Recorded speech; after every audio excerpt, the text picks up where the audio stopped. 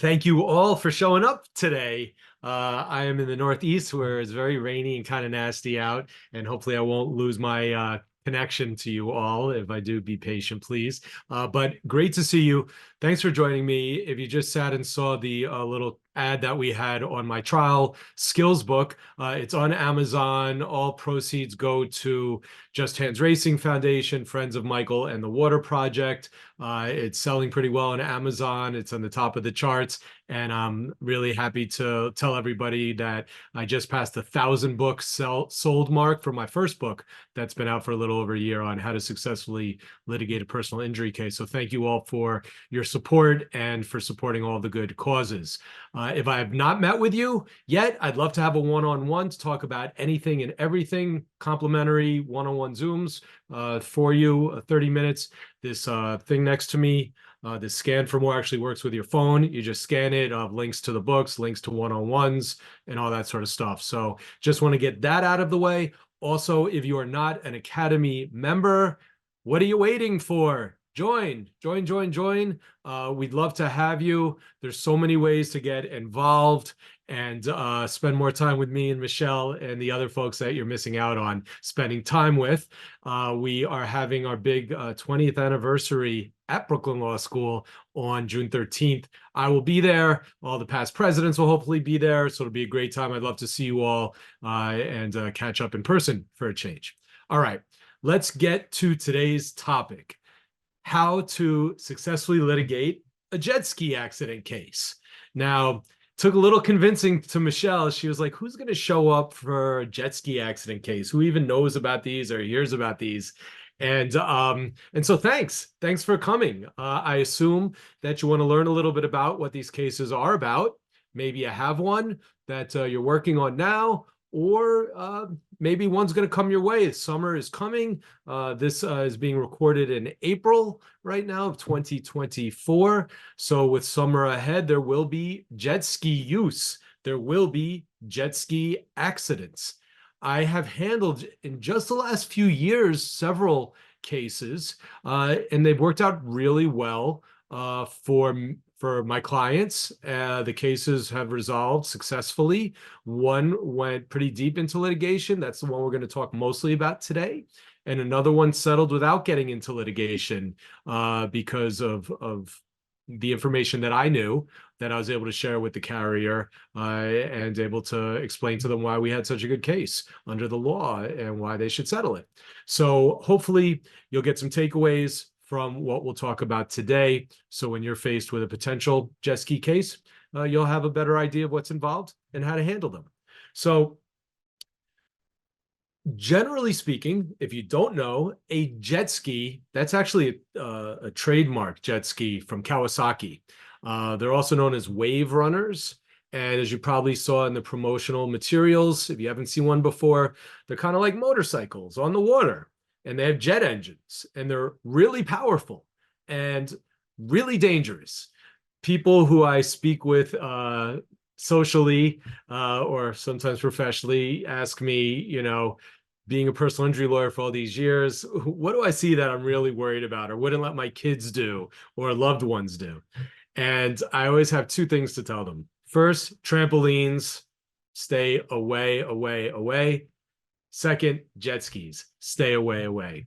And so we'll talk about trampolines another day, but the reason I say stay away from jet skis, and the reason these are cases, unfortunately, is because it's a bit of the Wild West out there when you get on the water, right? Think about summertime, if you go to lakes, bodies of water. And for the most part, what we're going to be talking about here is inland water. So lakes, rivers, you'll see jet skis on, and also coastal areas. So in New York, we have, Long Island, that you've got Long Island Sound, you've got the ocean on the other side. And generally speaking, jet skis are used in these different areas. You're not going to find them out in the big ocean usually, unless they're coming with a big yacht that's being chartered. But for the most part, jet ski accidents are going to occur inland in a big lake, body of water, reservoir, river, or coastal area. And the state laws are going to apply. If you get into international waters, which you'd be surprised what would be deemed as an international water, or water that's shared by multiple states, think of like New York Harbor, then you may get into an area where maritime or federal law will apply. That's why I always recommend, if you are going to get involved in a jet ski case, especially if it's your first time handling one, it's always good to speak with a maritime lawyer.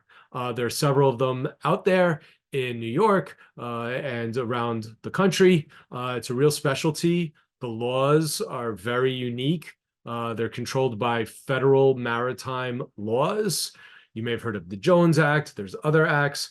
Generally speaking, the maritime laws in the international waters, those are usually going to apply with commercial enterprises, commercial tankers, tugboats, shipping. I had a case once involving one of the Staten Island ferries, and that's a commercial transport between states. So that's when you're going to get into international. We're not going to talk about that any more than I just did today. What I'm going to talk about is generally the New York state laws. I know many of you are not in New York, either attending the CLE today or listening on the podcast. So if you're not in New York, look to your own state's laws. They're usually going to be titled as a boating law. In New York, they're known as the New York State navigation laws, which I've included in your materials that you have, which I'll touch on. Michelle, maybe you can drop a link to the materials in the chat, because I know not everybody gets them so easily. So we're going to be talking about state laws and how they apply. All right. And as far as handling a jet ski case, they're very similar in a lot of ways to an auto case. And the laws, at least in New York State and probably as well in other states, have similar laws and statutes that address operating while intoxicated. Okay, that's in your materials, and that's navigation law. What do we have here? That's navigation law 49-A in the New York Consolidated Laws. That's in your materials. So you're not allowed to operate a jet ski or a boat if you're intoxicated. If it's a public commercial type boat, like let's say you're transferring people, commercial operation, then a level of 0.04 blood alcohol or higher, you're in trouble. And that's operating under the influence, which is, I believe, a misdemeanor as well as civil liabilities. And if you're operating a boat or jet ski and your 0.08 blood alcohol content, same thing. You can be subject to civil and criminal charges. And that's also negligence per se in these cases we're talking about. So what I need to make clear, which I haven't yet, is that a jet ski or a wave runner, they're also known as personal watercrafts. PWC is a term you'll see quite a bit. The laws that apply to the use and operation of these jet skis and wave runners is the same as the laws that apply to operating a boat for pleasure and enjoyment. All right. If you are operating a jet ski, you're the captain of that waterbound vessel. Okay. Same way as if you're operating a fishing boat, a water ski boat, a cabin cruiser, a yacht. So you need to be aware that it's deceiving. You know, we see these jet skis, even though they're motorcycles, people are a lot more at ease letting their kids and friends hop on a jet ski on a lake and go out and have some fun than they are letting somebody hop on a motorcycle and go for a ride with a helmet on. People get on jet skis without any protective gear. They're usually in bathing suits, which don't provide any protection, especially if you're wearing a bikini or a real little bathing suit. No helmets, no padding, no wetsuit, no protection. So it's very dangerous because you don't realize the danger. These jet skis have jet engines that have serious force, serious propulsion, several hundred horsepower, which when you put that into a very light machine that goes on the water without a lot of friction, they go fast, really fast, and they become hard to control. And most people will get on a jet ski, You may have already been on a jet ski. Sometimes people will do it on vacation or at resorts, right? You could rent the jet ski out, or you're at a friend's place or at a lake party. There's jet skis there because they look so easy. You sit on it, you've got a brake on one hand, a throttle on the other.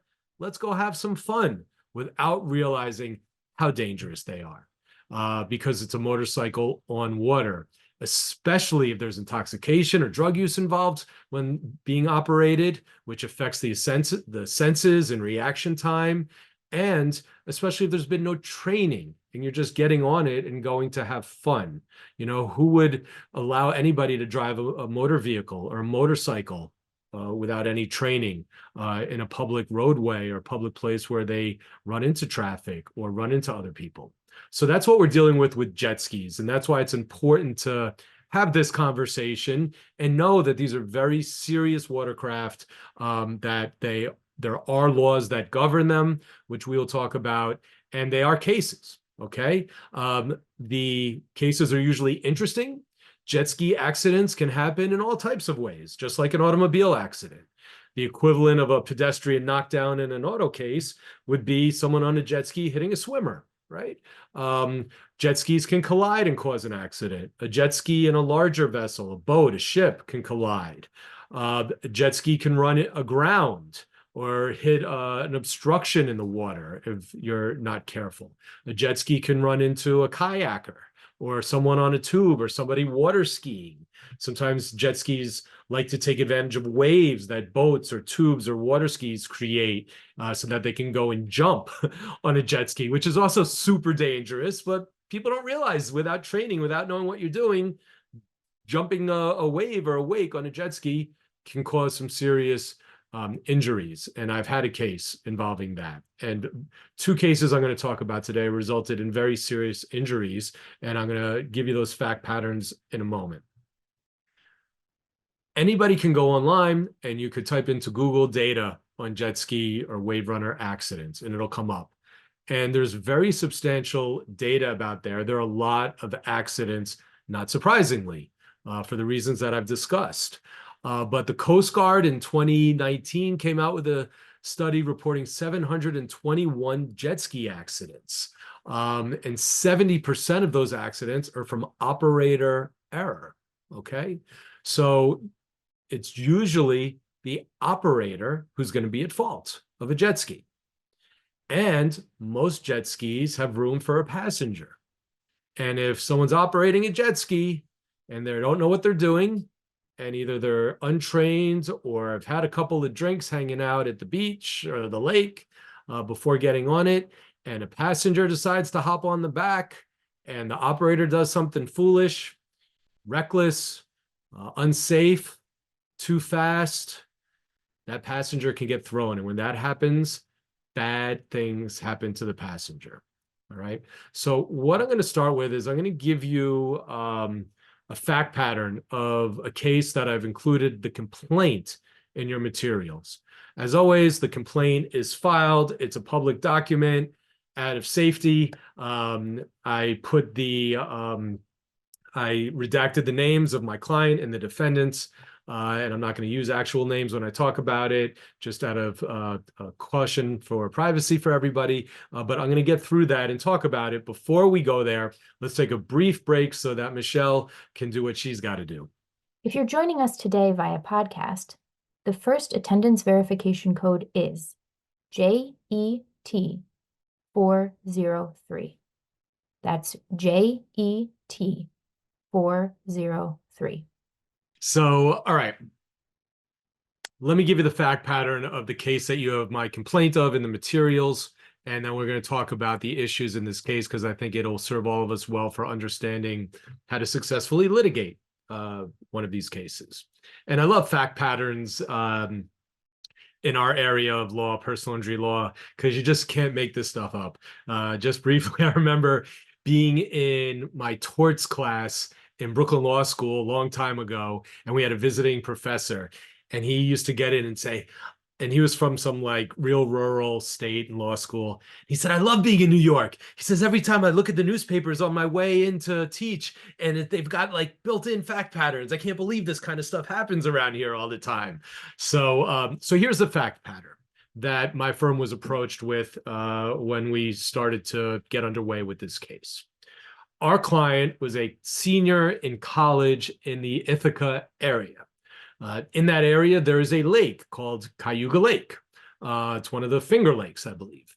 And it was summertime, spring, late May, and one of her friends, young man, was from the area, and his father, trial attorney up in that area, had a lake house. And at the lake house, there was a dock on Cayuga Lake, and there were a couple of jet skis. So our client's friend and classmate invited our client and about 10 or 12 others over for a nice day to enjoy the lake and at his lake house. So they all go there, and they're seniors in college. I believe most of them were of age, and meaning 21 or so, and adults. And there was no other adult. The parents weren't there at the time. It was just these college students.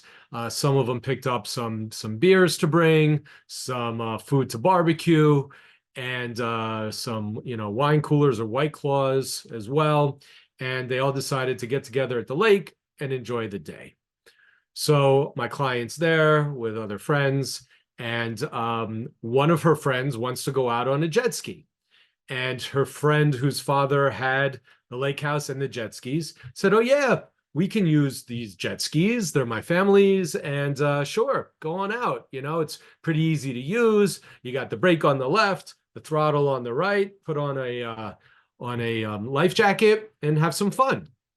So this young woman, college student, turned to my client and said, want to come out with me? Come on. You hop on the back. It was a room for a passenger, and let's go out. It's a beautiful day. They'd all had a little bit to drink, not a ton, but a bit. We'll never know exactly how much, but the evidence was that the operator friend of the jet ski, who was going to give my client a ride as a passenger, had had a few beers before getting on it. So they go out, and she starts going fast. And these jet skis turn really easily. And if you don't lean, if you don't know what you're doing, she was going pretty fast. And my client was holding on to her on the back. And she started yelling in her ear, slow down, slow down. You're going too fast. I'm scared. And she made some sharp turns, and my client gets thrown off. She falls in the water. But the wind gets kind of knocked out of her. But for the most part, nothing bad happens at that moment, fortunately. The friend comes back, says, oh, sorry about that. How crazy. You flew off. These things are so much fun. And my client said, listen, you got to go slower. I'm not comfortable with that. Slow down. They're out on the water, so she doesn't want to be left there. So she climbs back up, gets onto the back of the jet ski, and her friend, the operator of the jet ski, takes off again. And this time, since holding on to the operator, she had her arm sort of wrapped around her, didn't hold her when she flew off. She held on to, there was a strap on the seat in between where the operator of the jet ski was and where my client, the passenger, was. So she put her hands on the strap, figuring I'll lock down and that'll help keep me on. Well, sure enough, the operator takes off again. She starts going super fast, swerving around, driving what we would call unsafely or recklessly. And what happens? This time, she made some move going really fast that the strap actually broke, and my client fell backwards straight off the back of the jet ski. And here's where the danger happened. Because she went straight back over the jet ski, the jet propulsion coming out of the engine came shooting right at her. And it entered her body through her rear end. And it entered with such force that it blew out part of her bowels and her intestines.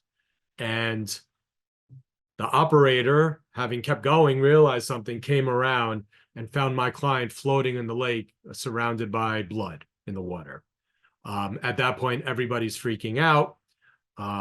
My client climbs onto the back of the jet ski to barely hobble the way to the dock, at which time everyone's screaming, calling for help. The ambulance comes. Our client gets put in the ambulance, taken to the hospital, where she remained for quite a while and had a lot of surgeries and had a real rough go of it. She's doing okay now, fortunately. So that's the scenario.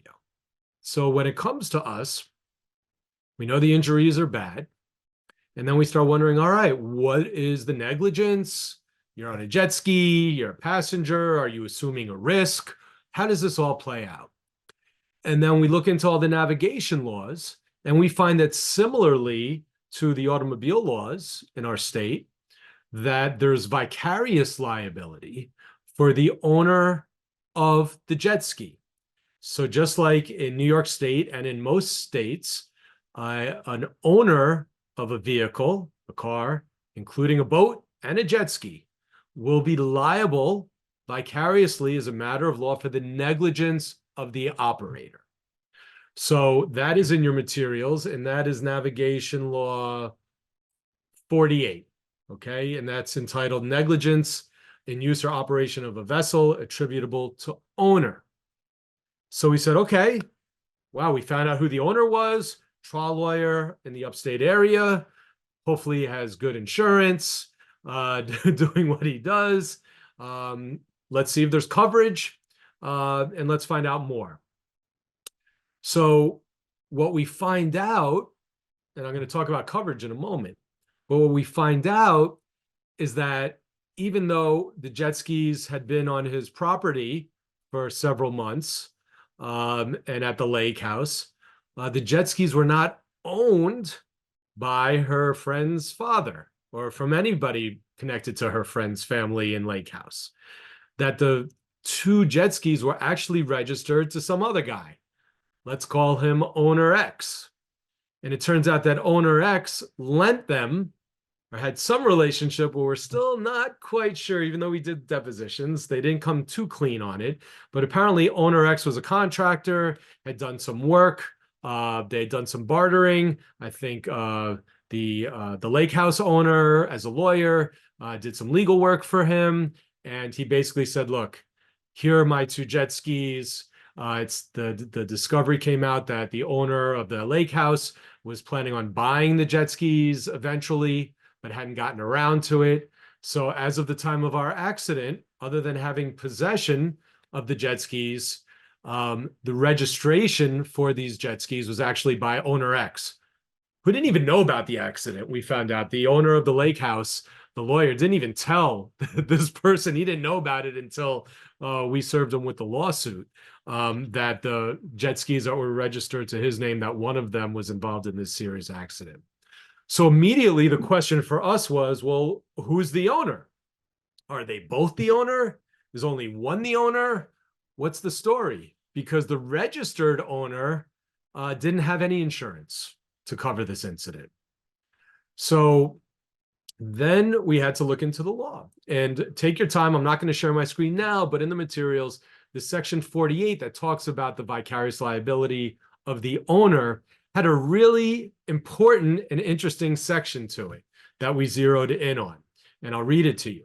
So aside from it saying basically like what the auto laws say, that as long as it's with express consent or implied consent, the owner will be liable as a matter of law, okay? Just like in auto accident cases.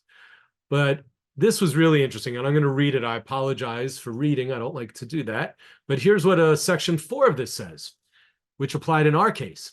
As used in this section, quote, owner means any person other than a lien holder having the property in or title to a vessel who has, and I'm going to paraphrase, exclusive use of the vessel for a period greater than 30 days. And their liability under this section is joint and several. So basically what that meant and means is that, hey, we can get this trial lawyer, owner of the lake house, in as a defendant, as an owner under this navigation law, if we can establish exclusive control for more than 30 days. So immediately we started asking our client, do you know how long those jet skis were there? Were they just dropped off for the day? What was the deal? And that's what we got into in discovery. And although we'll talk about discovery in a moment and what you look for, obviously questioning the trial lawyer, owner of the lake house, and owner X of the jet skis, the registered owner, was super important to establish this exclusive control, right? So the questions that we asked of owner X were, what were the circumstances of you giving these jet skis that were registered to you, to the owner? Did you still maintain control? Did you have any intention of taking them back? How long did you deliver them? How long had he had them for? Did you have any control over them? Were they in his exclusive control? All of those kinds of questions. And ultimately in discovery, we locked it down that that the lake house owner had these jet skis for more than 30 days. It was several months of exclusive control. So our argument is that he's liable under the law. Okay. So we had joint and several, which means you can go after one or the other or both, which we always like as a plaintiff, and defense lawyers sometimes like, because then they could transfer loss and point the finger at the other owner and do their best to get out of the case. So we knew we had two potential defendants, the owner of the lake house, trial lawyer, and owner X of the registered owner of the jet skis. And then we had the operator, right? Yes, she was a college student. Yes, she was 21 years old, but she was the operator. And just like in a vehicle accident, if an operator is operating unsafe, recklessly, negligently, then the operator of a boat, of a vessel, of a jet ski can be held liable for that negligence. And that negligence is imputed to the owners. Okay. So we ended up with three defendants: operator, lake house owner, registered jet ski owner. And we said, we're going to name them all. We're going to send claim letters, and let's see who bites. Let's see who has coverage. Let's explore it, because we know the injuries are seven-figure injuries. So we want to point our guns at, the most viable defendant, and we'll find out more as we get along. All right. So those three, the three navigation laws and statutes that are in your materials, one goes to vicarious liability, one goes to intoxication not allowed while operating, and then the last one goes to recklessness, reckless use, unsafe speed of a jet ski. So those would be the navigation law statutes in New York State that you'd use. And if you're listening or attending the CLE, listening on the podcast, you're not in New York, just do a search of your state's navigation laws. And I would bet that they're probably going to have very similar laws. So what kind of insurance covers for this? So your auto policy will not cover, and their auto policies did not cover these incidents.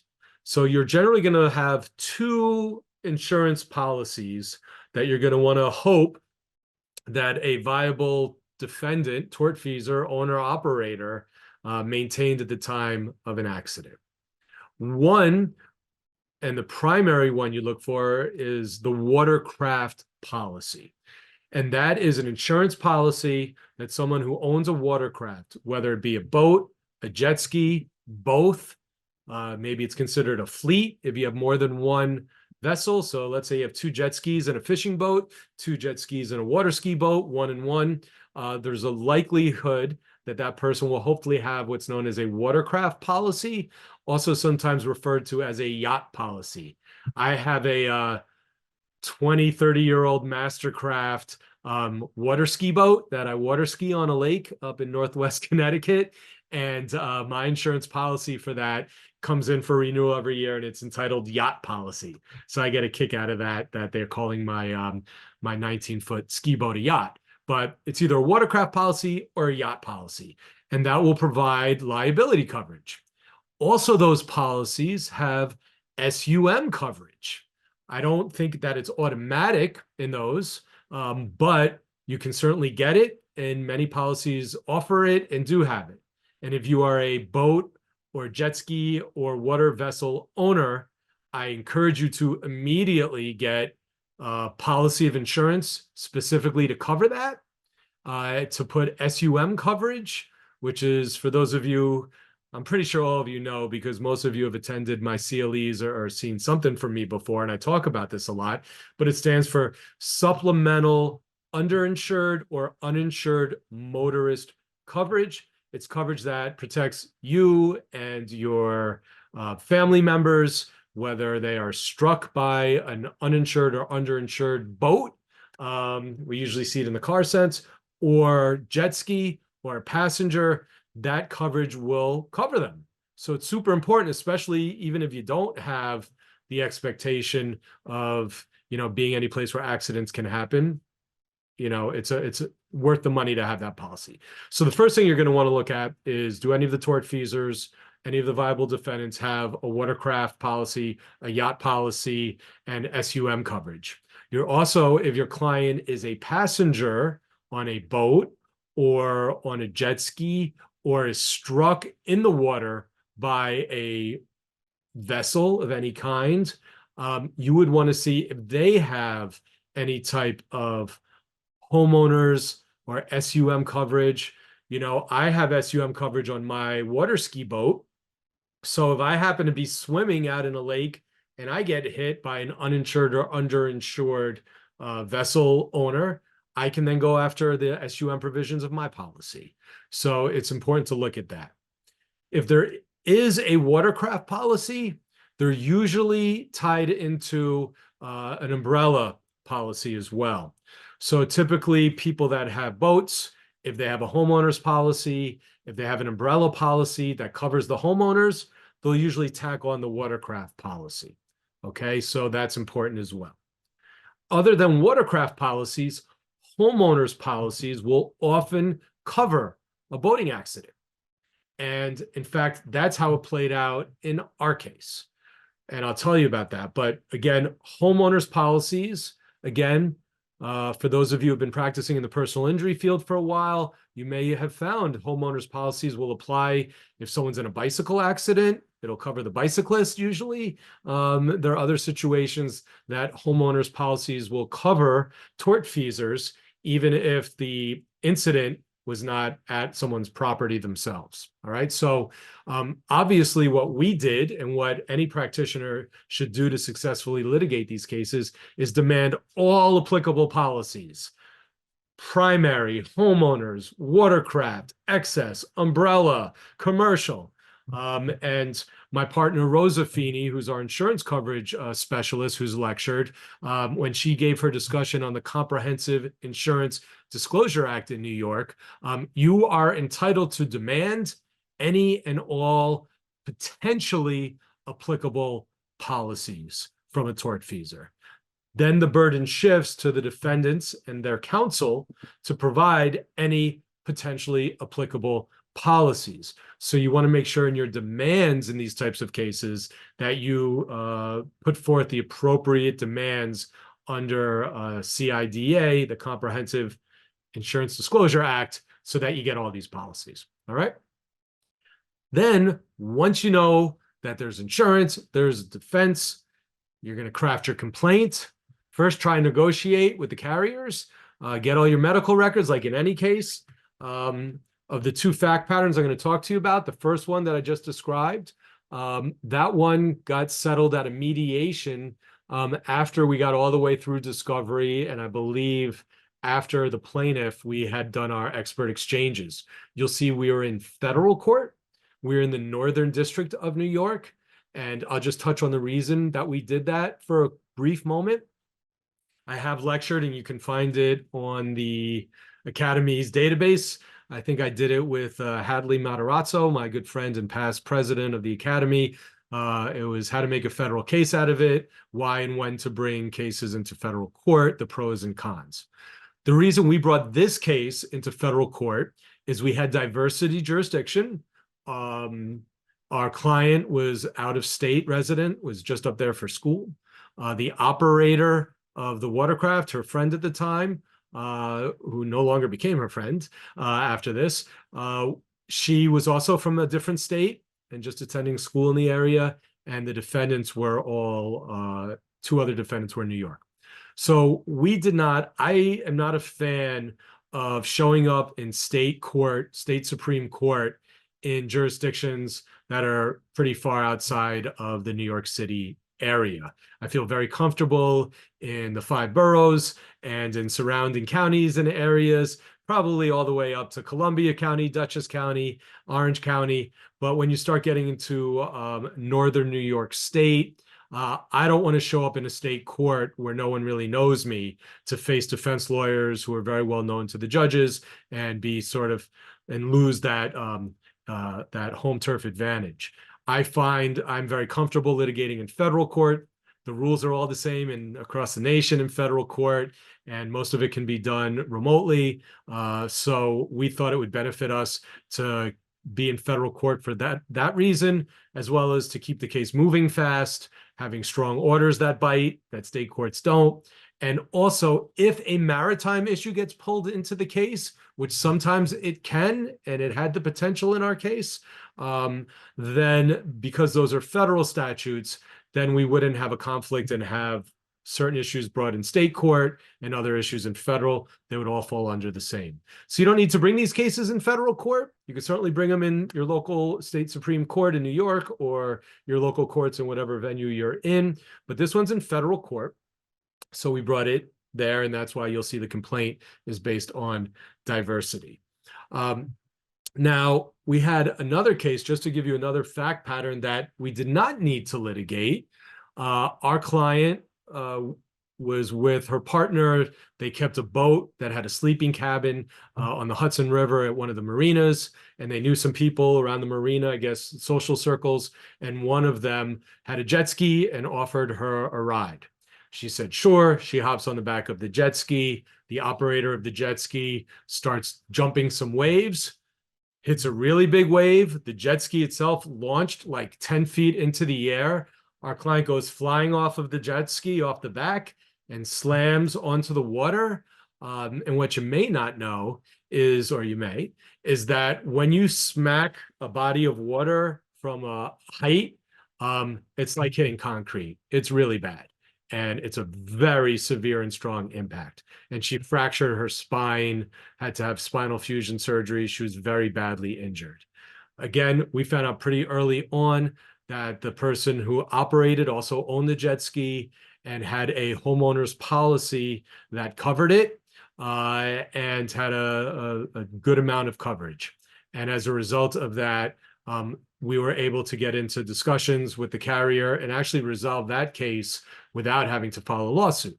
And I explained the navigation laws to the insurance representative and what our position was and what our argument was. And having, knowing that I had an expert to back me up in these cases and knowing the area of this body of law, I was able to talk and articulate the case intelligently. And they realized that it was best off to resolve the case early with us, then go the distance and litigate it and get the resolution. So that was another fact pattern. So the cases I've been involved in have primarily been passengers, which are going to be easier cases than if you're representing an operator of a jet ski who has a collision with someone else, because just like, again, New York state law would apply, even in a diversity case, the state subject law would apply. And it's comparative fault. They're going to point fingers. The jet ski, you know, just like motorcyclists get the blame a lot for accidents with cars, for being reckless. You know, a boat operator is very easily going to blame a jet ski operator. They were jumping my wake. They were zooming around us. It was their fault. So if you get consulted on a case where it's solely a jet ski operator, you're going to want to really look at the liability between the parties there. If you have a passenger on a jet ski, just like a passenger in an in a vehicle,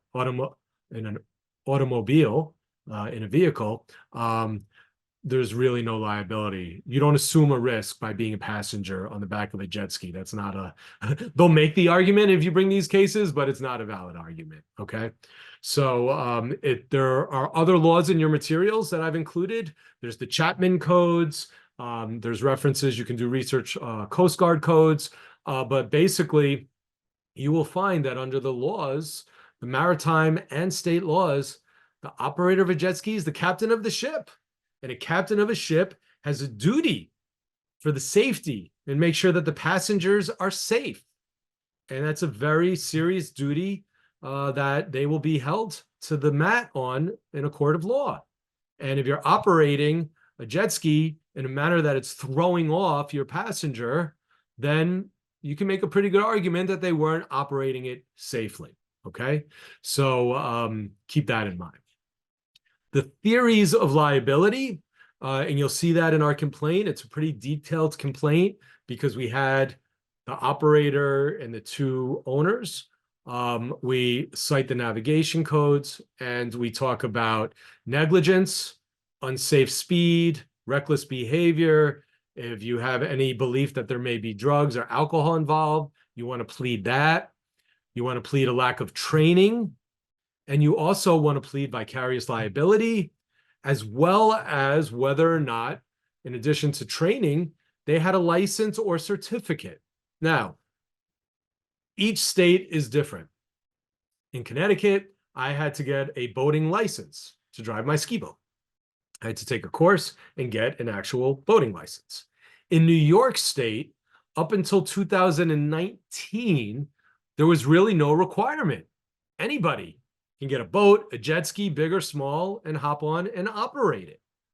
In 2019, a tragic boating accident occurred where a young girl, an 11-year-old, was killed.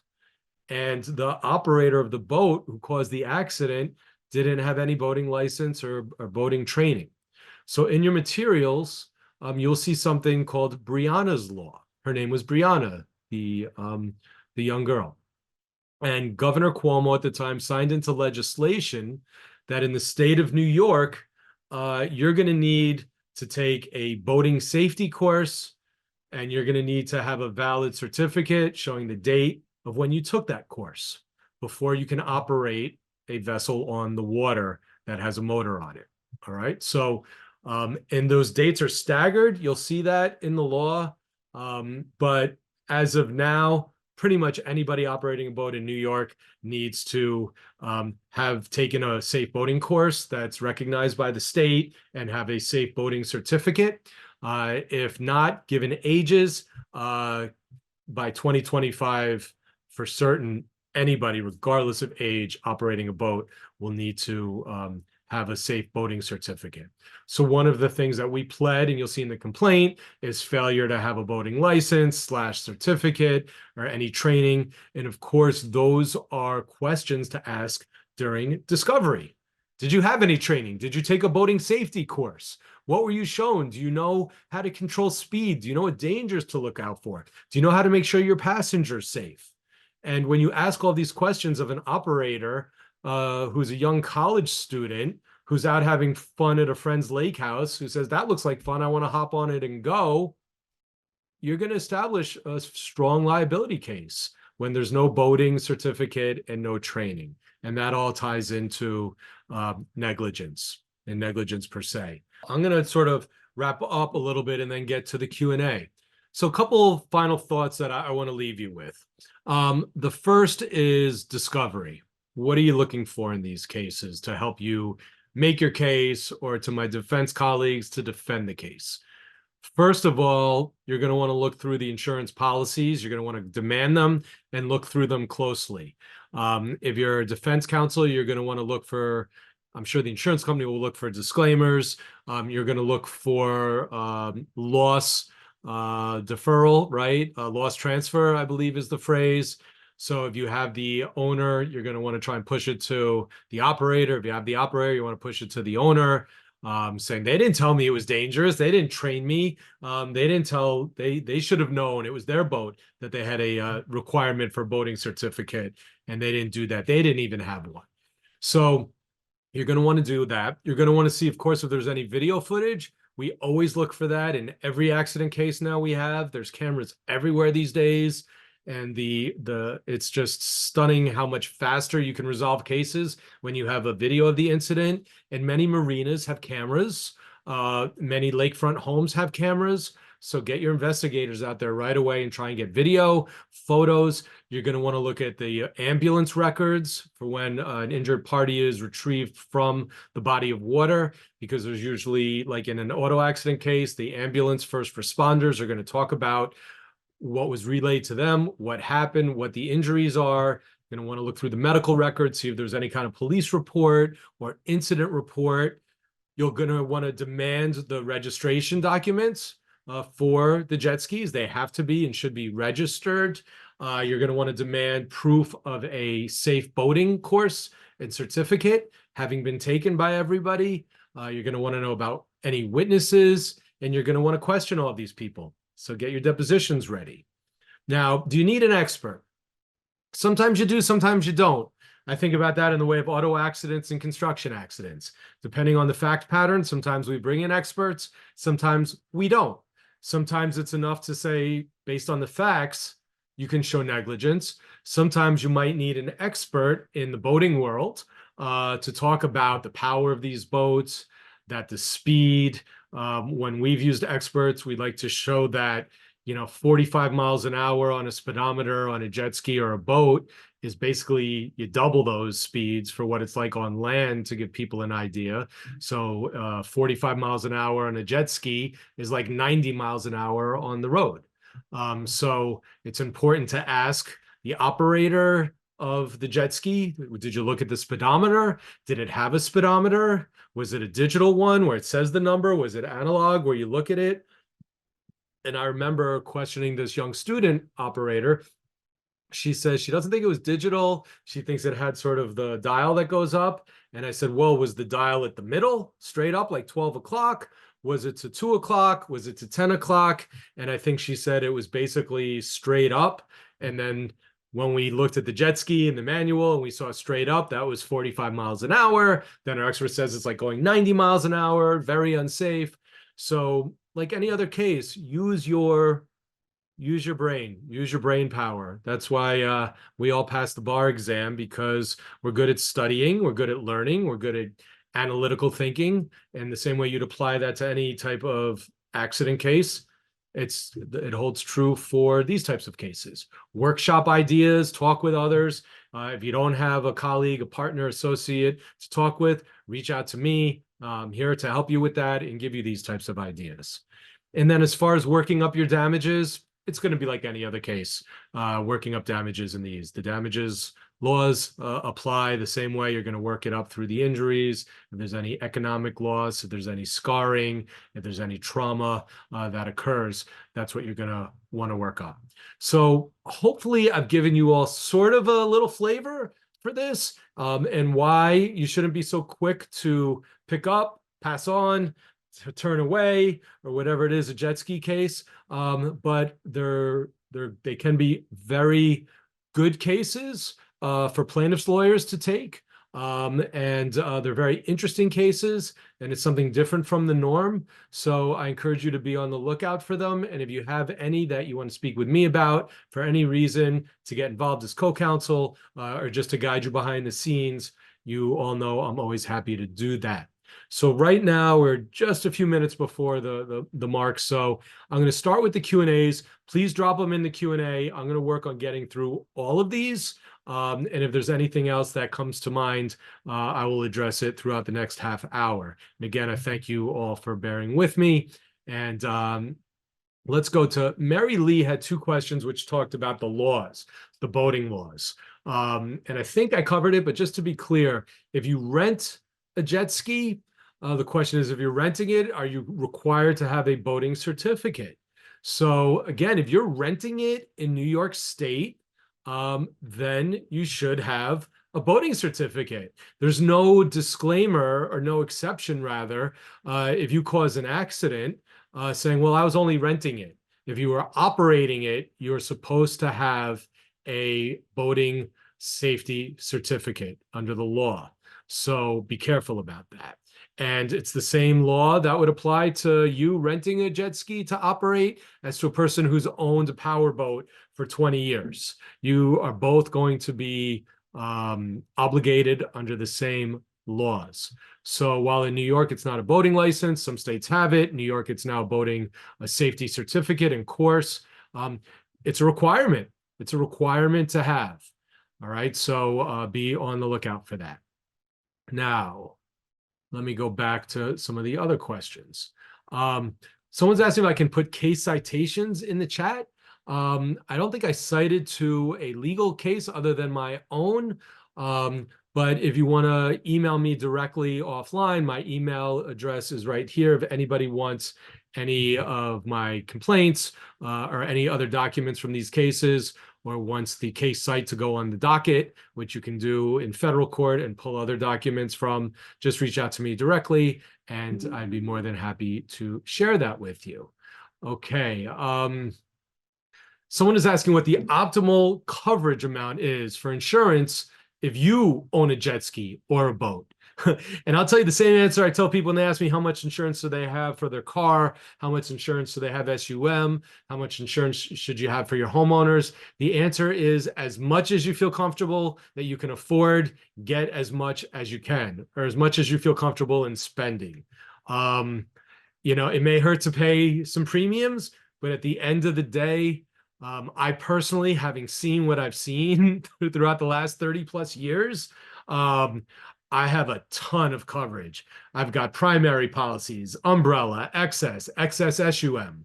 You want to get the most you can, all right? Especially if you have any assets, especially if you are concerned about having a judgment that could be in excess. Because if you own a jet ski and if you own a boat, I don't know what the statistics are, but my personal belief is there's a greater chance of some kind of accident happening. So you're going to want to have the liability and the SUM coverage. I would definitely want 1 million or 500 primary plus an umbrella or excess. I would speak with your insurance brokers. It would be good if you already have a homeowners with an umbrella or excess policy, then just add on a watercraft policy and make sure that the umbrella covers that as well. That's probably the fastest and smartest way to do it. But always get as much insurance coverage as you feel comfortable getting. So another question being asked is whether there's a valid disclaimer of coverage if the operator was under the influence. I believe the answer is no. I just spoke to Rosa on an auto case, and I wanted to make sure that the police report confirmed that the offending vehicle that hit our client was intoxicated. He was arrested, driving under the influence. And I asked Rosa, can they disclaim? She said no. Driving under the influence is not a valid basis for a disclaimer. I would presume that will be the same in a coverage case involving a jet ski or a boat. And by the way, I didn't tell you how it played out. So here's the reward for staying on in my case. What ended up happening was that operator X had no money. Owner X, the registered owner, had no money. The trial lawyer had a 1 million policy, and I think our primary of 500 and 1 million excess policy. And then the operator, turns out her family, I think were affluent. Her father was a physician, and they had a policy from their homeowners and an umbrella that provided 1.5 million in insurance coverage. And ultimately, the operator's carrier and the trial lawyer, the lake house owner, they worked out how to divvy up the settlement amount. But we were fortunate in that we had good coverage for this. Sometimes you get lucky with good coverage. Sometimes you get very unlucky, as we all know from cases that we've handled before. All right. Moving along. Does a boat owner have to show proof of insurance to register their boat? It's a great question. And I think the answer is no. You do not need to show proof of insurance to register a boat. If I am wrong, someone correct me, but my understanding is you do not need to do that. Okay. Have I sued the jet ski manufacturer for an unsafe product? Hey, Michael, that's a great question, and it's one that we had to look into. So, not surprisingly, there have been some product liability cases involving this jet propulsion and the damage that it can cause. Our client is unfortunately not the only person that has sustained internal injuries from water shooting up inside them. Men and women have suffered traumatic injuries from falling off the back of a jet ski and having the jet propulsion shoot into them and cause the injuries. And it was an avenue that we were going to consider pursuing for our client if there was no insurance coverage. So we made the conscious decision that because there was what we believe to be sufficient insurance coverage, that it would be a much cleaner and more direct way to just pursue the negligence and vicarious liability claims to get resolution, that a product case would be much more costly for ultimately to come out of our client share. It would be more difficult, would be fought a lot harder. And I'm not sure, I know there have been those cases. And I think now the manufacturers have found a way. They warn, they put warnings in there. I believe now that you should not be on a jet ski unless you have a full body suit on, like a wetsuit. And if you have a wetsuit, for those of you who don't know, it's like a scuba diver suit, or picture the James Bond suits coming out of the water. It's a full body or even a halvesy, where it doesn't go all the way down to the ankles, but maybe down to the thighs and up through the torso. And it's a zip up usually in the back. But when you have those suits on, there's no openings. So it totally protects you. So I think that's one recommendation. And I think that many jet skis, or the newer ones now, will have like a bit of a lift on the back, like a little lip or a spoiler or a tail, so that people can't fall directly back. They fall off to the side. So my firm, we have not brought this as a product liability case yet. So I have not done a deep enough dive, but I would certainly do that if there's not enough coverage and you have a plaintiff who suffered those types of injuries. Then you would do that. But they're obviously going to be much more difficult cases. You have to show failure to warn. You have to show negligent design. You have to show a reasonable alternative for the things that I know, Michael, you're aware of in product liability. But great question. Okay. Did I have a claim against the jet ski manufacturer for the strap breaking? Did the defendant claim that as an affirmative defense? Great question. So again, we didn't bring the claim against the manufacturer for the strap breaking. We felt that that would not be very strong enough, because then they can look into and point the blame right back at the owner and the operator for failure to properly maintain their jet ski, failure to properly inspect it. We don't know what the condition was of the strap beforehand. There are warnings that say apparently that strap is not meant to be used as a device to hold on to. I think it's meant for like putting an item to strap underneath for the operator.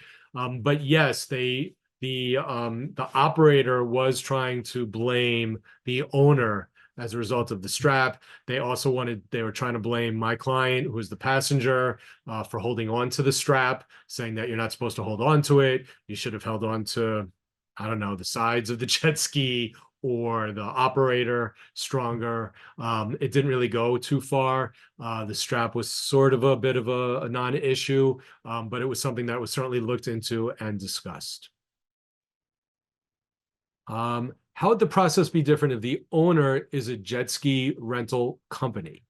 Well, I think it would probably be a better case, because then what you would do is, so let's say it's the same scenario in the fact pattern that I gave of the lake house accident, and it happened to be a company that rented out jet skis, and the operator rented it. Or let's say even the friend whose dad had the lake house, maybe they decided to rent a jet ski for the day for everybody to use. I would imagine and I would expect that the rental company would have all kinds of disclaimers and contracts and indemnification agreements. But ultimately, you're probably going to get decent coverage if they're a commercial enterprise that's renting out jet skis. You're probably going to get better coverage than you would expect, or at least more of a guarantee of coverage than a homeowner would have. So that's good. I would definitely argue that they are supposed to check for a boating certificate, and they didn't do that. I would argue that they're supposed to give proper training and warnings of the risk and dangers to the operator and any passengers, and they failed to do so. So I think that a rental company would be a viable and good defendant to have in these cases. And again, it would be a factual scenario. So let's say the facts were that her friend whose family had the lake house rented the jet ski, and her friend showed up at the jet ski rental place, said, yeah, I want to rent the jet ski for the day or for the weekend or the long holiday weekend. And they said, okay, no problem. You need to give us proof of insurance. You need to give us a copy of your safe boating certificate. You need to acknowledge that you're the only one who's going to use it, and nobody else is permitted to use it. So that kind of stuff. I would imagine it would work that way, kind of like a car rental company. I don't believe the Graves Amendment would apply in this situation. That would be interesting to look into. I think that's just for a vehicle rental company, for those of you who know what I'm talking about. Many of you may not, but some automobile leasing companies are no longer vicariously liable as an owner of a vehicle for the actions of the operator under the Graves Amendment. So I'd be curious if the Graves Amendment could apply to a jet ski accident. I'd have to relook at that, but that could be a possibility. So again, rental company is okay, good coverage probably, but the facts will determine whether or not it's a strong case or a weak case. All right. Yep. Howard's saying that there may be police body cam footage when they show up. I'm not so sure how much they would find unless maybe there was a Coast Guard out there at the time. Have I ever pursued a claim for negligent entrustment of a jet ski? So I believe you could check the complaint. I believe we did allege negligent entrustment in our complaint, that the lake house owner negligently entrusted it to the operator, that she was under the influence of alcohol. She didn't have a certificate. So yes, we definitely argued negligent entrustment. For those of you who have handled cases of negligent entrustment, it's not the strongest. It usually doesn't stand on its own that well. Really, it comes down to express or implied consent, and then factually based. But if you have negligence other ways, that will usually carry the day. But as a backup and a fail-safe, definitely always allege negligent entrustment if the operator of the jet ski is different than the owner. You're definitely going to want to allege that. What is the result if the owner requires that a release be signed before operating the PWC, the personal watercraft, the jet ski? So, I think that if anybody signs a release and it's valid and legally binding, then then you've got to deal with that. It doesn't necessarily mean that the owner is off the hook. So let's play this out. Let's say you own the jet ski, and your child's friend wants to take it out on the lake at your lake house. You say, all right, but before you take it out, you need to release me from any and all liability. And they say, okay, I'll sign that. And they turn to their friend and say, your dad's making me sign a release. I don't know about this, but let's say they do that. All right. Or a rental company makes the operator sign a release. Is it going to be valid? What are the terms? What's stated in the release? Will a release relieve them of their duty to rent it to somebody who's required to have a safe boating certificate and have training? You'd really have to look at the validity of the release. And I don't know that that would be that strong. Again, I'd have to look at the language of the release and see if it's a true waiver. If anything, it may be an argument for getting indemnification. If the owner has a release signed by the operator, then they could probably move for some type of indemnification if they're brought into a lawsuit. Alan is asking, isn't excess coverage the same as SUM excess, or are they separate? So they are separate. And by that, generally, and I assume you're referring to my comment that I have excess coverage for my SUM policies and SUM excess. So basically, that means that, let me back up. Not all excess and umbrella policies provide SUM coverage. That's the shortest way. And I do not believe that they do usually. So you need to make sure that they do and make sure that you purchase it or include it or find a policy that does. I've seen in my practice many times where somebody has an auto policy and they have an umbrella policy. So to cover if they're sued for the happening of an accident, but if they're the ones injured, they may have SUM coverage under their primary liability, but that's it. It's tapped out. The excess policy does not cover it. So it's not the same. You definitely want to make sure that you have SUM as part of any excess or umbrella policy for cars, for boats, for anything else. All right. As in motor vehicle cases, if the invited occupant is aware that the operator was intoxicated, doesn't contributory negligence rules apply to limit damage? Yeah, I would think so. I would think so. I think that, and that's why we didn't press it too hard, because if our client got on the back of a jet ski with an operator who was tanked, I would think that that would be a good basis for comparative fault. And I think they started to try and go down that route.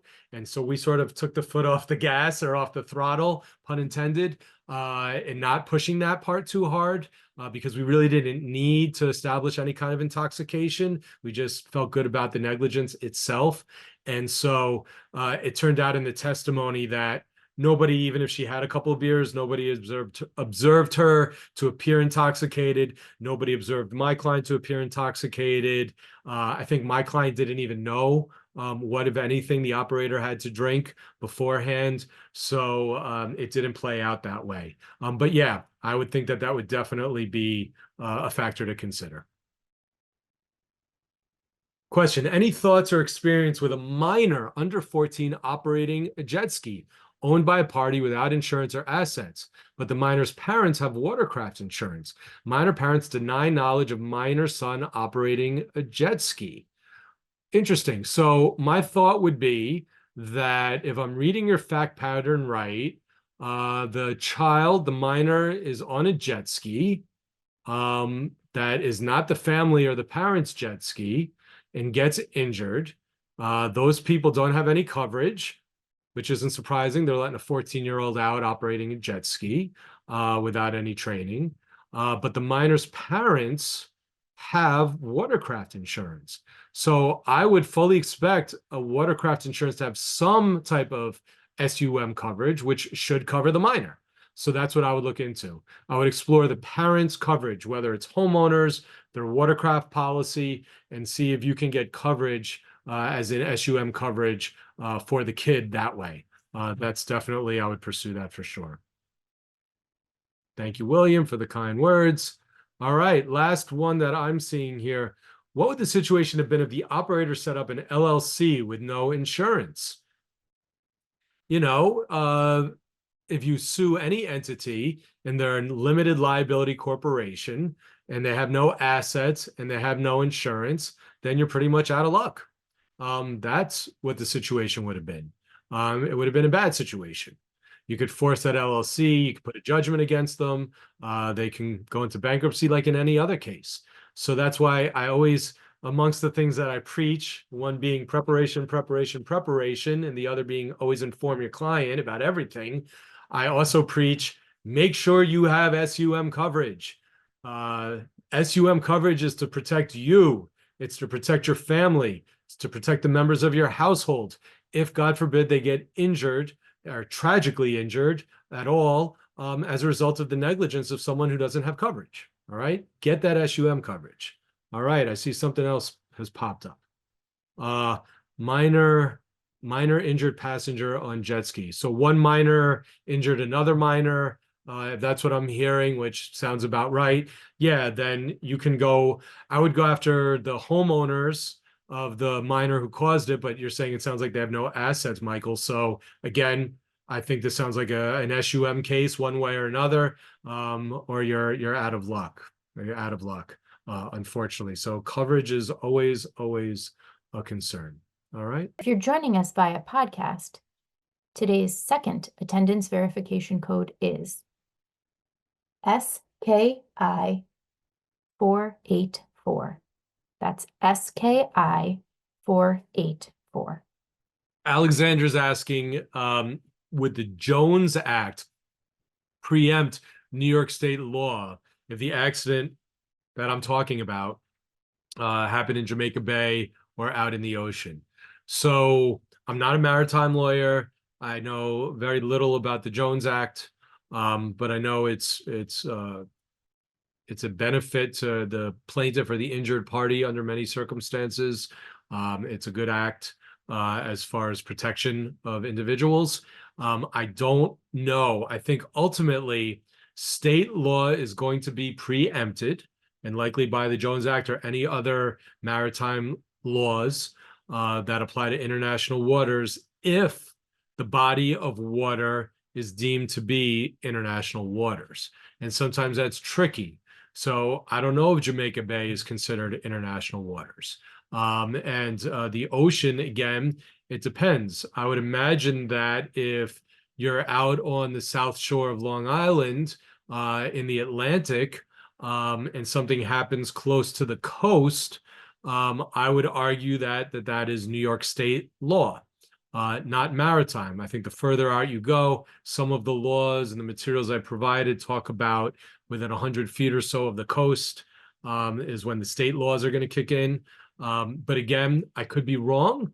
I only share with you what I know, and I tell you what I don't know. So that's why it's really important to bring in a maritime lawyer. And that's what I did in the case that I had involving the Staten Island ferry.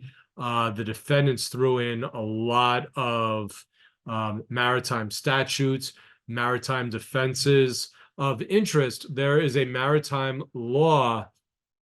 Oh, there we go. Thank you, Joseph. He said the waters need to be navigable. International waters start at least 200 miles from shore. So that's interesting.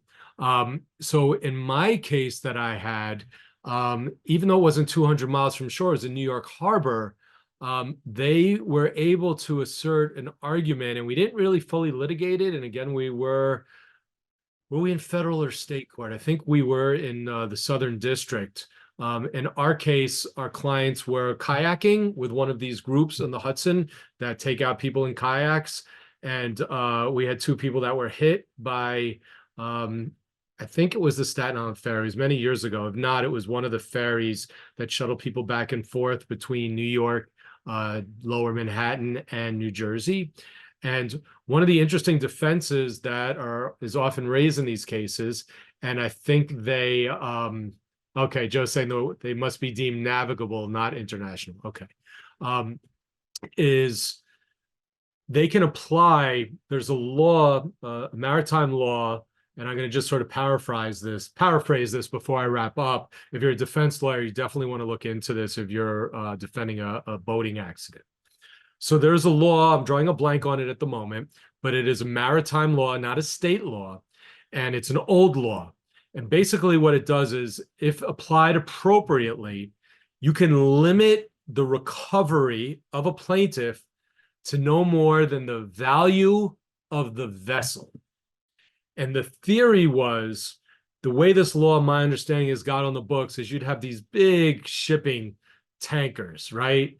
And they're out there crossing the Pacific and Atlantic, and you get some captain who's operating this thing who falls asleep or drunk or whatever it may be, and causes a really bad accident, and whether it's personal injury, property, or otherwise, and all things otherwise equal, unless you can show that the operator was directly involved and had control and the ability to prevent that from happening, then the operator, the owner, if the owner of that vessel did not have any ability to foresee or prevent the negligence of this steamship operator, then they would be limited only to the value of that vessel. And so it did come into play in my case in New York Harbor with the boat and the kayakers, and they got valuations of what these boats were. And they said that this particular boat was only worth, I don't remember, but let's say $1 million. Then there was a whole sub proceeding that we had to litigate. And that's why I brought a maritime lawyer in, because it was out of my wheelhouse. And I don't like getting involved in matters that are out of my wheelhouse. That there's a burden of proof to show the value of the vessel that they had to establish. We had to put in damages, whether or not the damages would be capped or not. So one of the defense lawyers in the case fact pattern that I've been talking to you about up at Cayuga Lake in the lake house, they had the owner with no insurance coverage, owner X. They wanted to assert a limitation of liability to the value of the jet ski. These older jet skis. I was like, no, that's not happening. And it never got played out because we resolved the case. But something to think about, something to look into. So if you're even close to a situation that may happen, again, bring in a good maritime lawyer to consult on the case. All right. Couple more questions. Let me see if I can grab them. All right. Yeah, the Limitations of Liability Act, Justin. Thank you. That's what I believe it is. Michelle, what about a collision between jet skis? One young man idling and the other young man racing around and runs into his friend from the side. Again, that's going to be fact-based, and that's a case. I would definitely take that case if the person that sustained the injuries were bad injuries. You're going to want to explore that. You're going to want to find out who the owner and operator well, the operator of the potential tortfeasor is a young man. Find out who the registered owner is, submit claim letters, see if there's coverage, explore your own client, the young man who was idling, find out if there's SUM coverage. So absolutely, those are cases that you should explore. All right. Timothy saying Jamaica Bay's inland waters, international waters start at 3 miles offshore or beyond the demarcation line on the nautical chart. I bet nobody thought they'd learn that waking up today, tuning into this lecture, right? So there we go. On that note, hopefully we've all gained a little more knowledge today. And if someone calls you or emails you or talks to you about a jet ski accident case, you could say, hey, I know a little bit about that. Tell me what you got.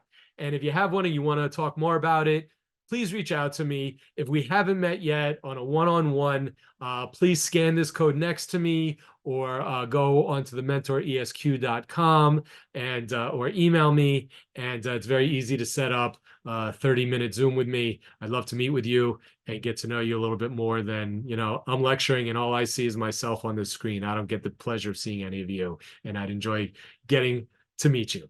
Thanks for tuning in. Thanks for getting the books, listening to the podcast. May 1st, everybody, we will be talking about fire injury cases. Another really interesting topic. I've had some really interesting and good cases, and I'm looking forward to sharing a lot about what goes into successfully litigating a fire injury case. Until then.